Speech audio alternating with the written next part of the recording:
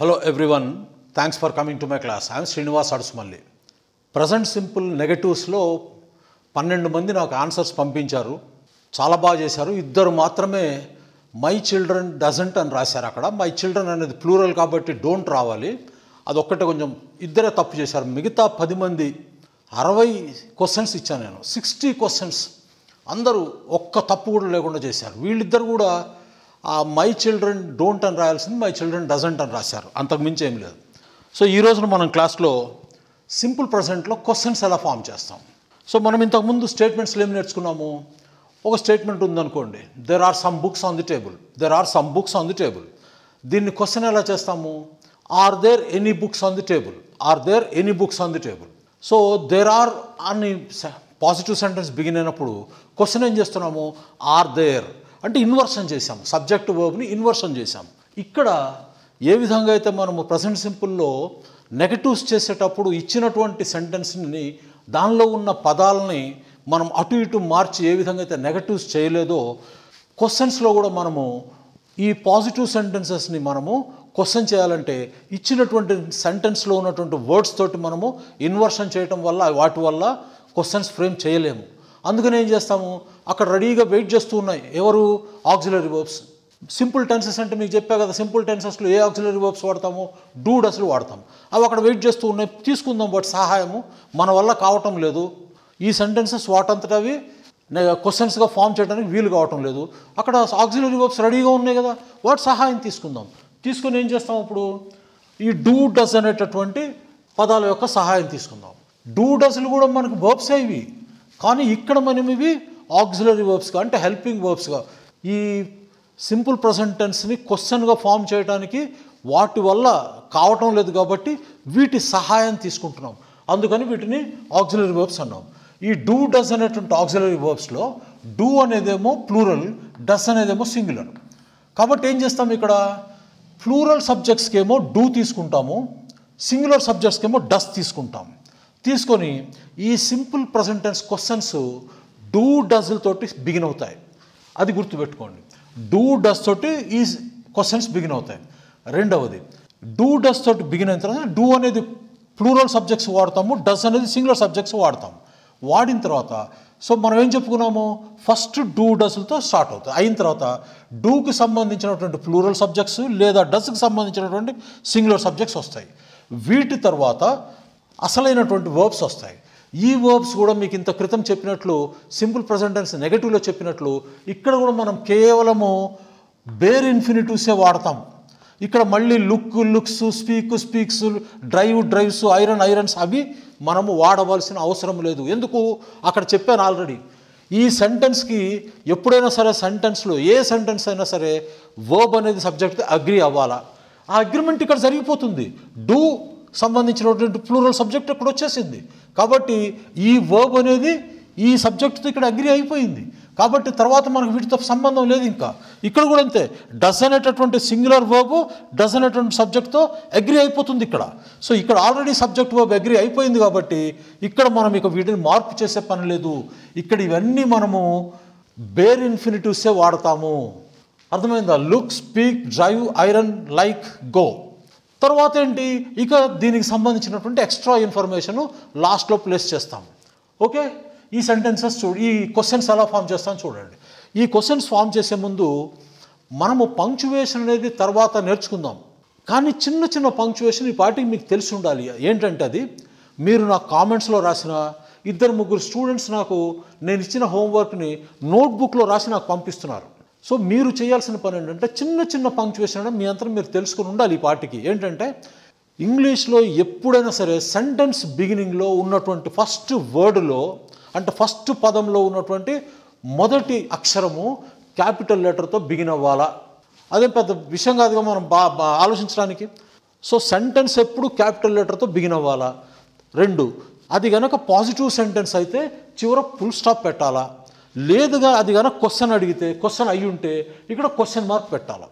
ఈ చిన్న పంక్చువేషన్ మీరు గుర్తుపెట్టుకొని చేయండి. మీరు నా కామెంట్స్లో కూడా చాలామంది క్వశ్చన్ మార్క్స్ పెట్టరు, ఫుల్ స్టాప్ పెట్టరు, ప్లస్ ఎప్పుడు ఈ సెంటెన్స్ బిగినింగ్లో క్యాపిటల్ లెటర్ వాడరు. అవి 3 గుర్తుపెట్టుకోండి. ఓకే, ఇప్పుడు మనము వీటితోటి మనము కొన్ని క్వశ్చన్స్ ఫామ్ చేద్దాం. ఏంటి? Do I look like an old man? Do I look like an old man? Do we look like old men? మేము ముసలి వాళ్ళలాగా కనిపిస్తున్నామా? Do we look like old men? ఇక్కడ మెన్ ప్లూరల్ వచ్చినప్పుడు ఇది మనకి రాకూడదు. ఏ కానీ యాన్ కానీ ఇండెఫినెట్ ఆర్టికల్స్ ప్లూరల్స్ ముందు రావు. ఏకి యాన్కి ఇంకొక అర్థం ఏంటండి? ఒకటి. ఏకి యాన్కి ఇంకొక అర్థం ఏంటి? ఒకటి. ఆ ఒకటి ఇక్కడ ప్లూరల్ ఎట్లా వాడతారు? సో ఇక్కడ ప్లూరల్ వాడినప్పుడు ఇక్కడ ఒక ప్లూరల్ ఒక నలుగురు అని చెప్పకూడదు కదా. కాబట్టి do we look like old men? Do you look like an old man నేను అడగకూడదు. అది do they look like old men? Does he look like an old man? Does she look like an old woman? తర్వాత do I speak French? Do we speak French? ఈ questions రెండు అడగవచ్చునా? Do I speak Tamil? Do I speak Tamil or do we speak Tamil అడగవచ్చునా? ఇవి గ్రామాటికల్గా correct. మీరు ఇంగ్లీష్లో తెలుగైనా సరే ఏ భాష అయినా సరే వాక్యము గ్రామాటికల్గా ఉండటమే కాదు, వాక్యము లాజికల్గా ఉండాలి. డూ ఐ స్పీక్ ఫ్రెంచ్ అని మిమ్మల్ని అడిగితే ఎలా అండి? అంటే పోనీ తమిళ్ తీసుకుందాం. తమిళ్ మాట్లాడగలనా లేదా అని ఎవరికి తెలుసు? నాకు తెలుసు. నేను తమిళ్ మాట్లాడతానా అని మిమ్మల్ని అడిగితే ఎట్లా? అది గ్రామాటికల్గా కరెక్ట్ అయినా కూడా సెంటెన్స్ ఇల్లాజికల్. ఇది అడగొచ్చు మళ్ళీ. Do I look like an old man? ఇప్పుడు మీ అభిప్రాయం అడుగుతున్నాను నేను. సో ఈ sentence correct, do I look like an old man. అంతేగాని డూ ఐ స్పీక్ ఫ్రెంచ్ అనేది తప్పు. అదేవిధంగా డూ వీ స్పీక్ ఫ్రెంచ్ కూడా తప్పు. ఇది అడగొచ్చు మళ్ళీ. Do you speak French? నేను నిన్ను అడుగుతున్నాను డూ యూ స్పీక్ ఫ్రెంచ్ అని. అదేవిధంగా do they speak French? Does he speak French? Does she speak French? ఇవన్నీ correct. Do you drive a bus? Do I drive a bus అని అడగకూడదు కదా. Do you drive a bus? Do they drive a bus? Does she drive a bus? Does she drive a bus? ఇక్కడ it ఎక్కడ రాలేదు. Do you iron your clothes? Do you iron your clothes? Do they iron your clothes? Do they iron your clothes? వారు నీ బట్టలు ఇస్త్రీ చేస్తారా? చేయొచ్చు. వాళ్ళు నీ పేరెంట్స్ అయి ఉండొచ్చు, నీ సిబ్లింగ్స్ అయి ఉండొచ్చు. అది కాబట్టి do they iron your clothes? Does he iron your clothes? మీ బ్రదర్ అయి ఉండొచ్చు, లేకపోతే మీ ఫాదర్ అయి ఉండొచ్చు. Does she iron your clothes? ఇవన్నీ కరెక్టే. డస్ ఇట్ రాకూడదు ఇక్కడ. అదేవిధంగా do you like to talk to strangers? Do I like to talk to strangers అడగొచ్చునా? నాకు కొత్త వారితో నేను మాట్లాడగలనా నిన్ను అడిగితే అట్లా అడగకూడదు కదా. కాబట్టి అది తప్పు. Do you like to talk to strangers? Do they like to talk to strangers? Does he like to talk to strangers? Does she like to talk to strangers? ఇవన్నీ కరెక్టే. అదేవిధంగా do you go on holiday? Do they go on holiday? Does she go on holiday? Does he go on holiday? ఇవన్నీ correct. అర్థమైందా?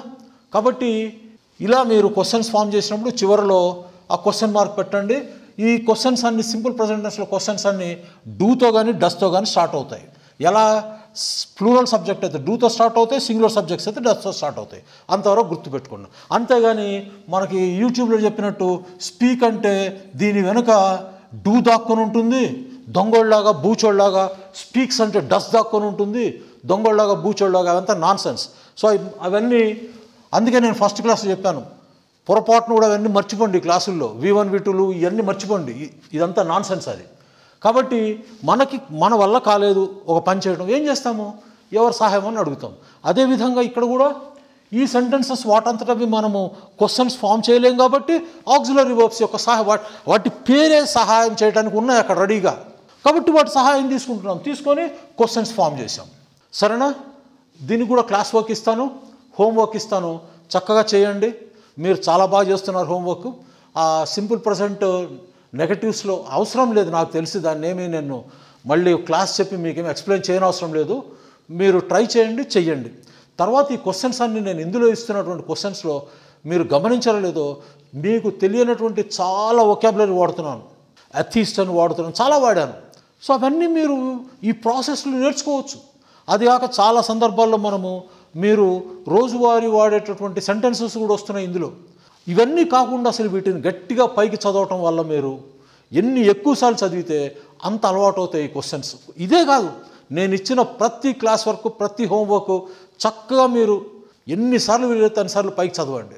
Okay, ఇప్పుడు కంప్యూటర్లో కొన్ని examples చూద్దాము. అయిపోయిన తర్వాత మీకు డిస్క్రిప్షన్లో క్లాస్ వర్క్ నోట్స్ అదే నోట్స్ హోంవర్క్ ఇస్తాను, దీని హోంవర్క్ కూడా చేయండి. కంప్యూటర్లో ఎగ్జాంపుల్స్ చూద్దాం. ఇప్పుడు మనము ప్రజెంట్ సింపుల్ ఎగ్జాంపుల్స్ చూద్దాం. చూడండి, ఇక్కడ డూ డస్లు ఇచ్చాను, తర్వాత ఈ సెంటెన్స్ ఇచ్చాను. ఇప్పుడు ఇందులో డూ వాడాలా డస్ వాడాలని దేని మీద డిపెండ్ అయి ఉంటుంది? ఇక్కడ ఉన్నటువంటి సబ్జెక్ట్ మీద డిపెండ్ అయి ఉంటుంది. కాబట్టి ఇక్కడ మనం ఫస్ట్ క్వశ్చన్ ఏంటి, యూ అని వచ్చింది కాబట్టి యూ సింగులర్ అయినా ప్లూరల్ అయినా మనం ప్లూరల్గానే కన్సిడర్ చేస్తాం. కాబట్టి ఇదేమవ్వాలి, do you work from home. అదేవిధంగా Vasu go to the cinema every week. Vasu అనేది సింగులర్ కాబట్టి ఇక్కడ మనకేం రావాలి, డస్తో బిగిన్ అవ్వాలి. So does Vasu go to the cinema every week. ఇక్కడ మీ పేరెంట్స్ తమిళ్ మాట్లాడతారా? మీ పేరెంట్స్ అనేది ప్లూరల్ కాబట్టి డూతో బిగిన్ అవ్వాలి. So do your parents speak Tamil. ఇక్కడ anyone else find this situation frustrating. ఈ సిచ్యువేషను చాలా ఫ్రస్ట్రేటింగ్గా ఉందని ఎవరైనా అనుకుంటున్నారా?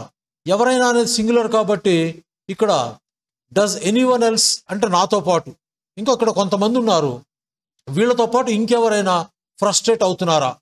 తర్వాత ఇక్కడ it rain much in your place అంటే మీ ప్లేస్లో ఎక్కువగా వర్షం పడుతుందా? ఇట్ కాబట్టి సింగులర్గా ట్రీట్ చేసి ఇక్కడ ఏం చేస్తాము, does it rain much in your place. తర్వాత కుక్కూస్ వాటి యొక్క గూళ్ళు కట్టుకుంటాయా? కుక్కూస్ అంటే మనకి ఎలా చెప్తాం, కోయిలలు. కోయిలలు వాటి యొక్క గూళ్ళు కట్టుకుంటాయా? కోయిలలు ప్లూరల్ కాబట్టి డూ రావాలి కదా. Do cuckoos build their nests. ఈ ట్రైన్ న్యూఢిల్లీకి వెళ్తుందా? ఈ ట్రైన్ అంటున్నాం కాబట్టి డస్ రావాలి. కాబట్టి does this train go to New Delhi. మీ గ్రాండ్ మదర్ టెలివిజన్ చూస్తారా? మీ గ్రాండ్ మదర్ సింగులర్ కాబట్టి డస్ రావాలి. Does your grandmother watch television. ఆమె ఏదైనా మ్యూజికల్ ఇన్స్ట్రుమెంట్స్ ప్లే చేయగలదా? ఆమె కాబట్టి ఏం రావాలి ఇక్కడ, ఆమె కాబట్టి డస్ రావాలి. So does she play any musical instruments. ఇక్కడ వారు నీవు నివసించే సిటీలోనే నివసిస్తారా? వారు కాబట్టి డూ రావాలి కదా, ప్లూరల్ కదా. కాబట్టి do they live in the same city as you. తర్వాత ర్యాబిట్స్ బర్రోస్లో ఉంటాయా, నివసిస్తాయా? అంటే కుందేళ్ళు బొరియల్లో నివసిస్తాయా? కుందేళ్ళు ప్లూరల్ కాబట్టి డూ రావాలి. Do rabbits live in burrows. తర్వాత ఎలిఫెంట్స్ మీట్ తింటాయా? ఎలిఫెంట్స్ ప్లూరల్ కాబట్టి డూ రావాలా? Do elephants eat meat. ఇక్కడ your children play in the evenings. మీ పిల్లలు సాయంత్రాలు ఆడుకుంటారా? మీ పిల్లలు ప్లూరల్ కాబట్టి do your children play in the evenings.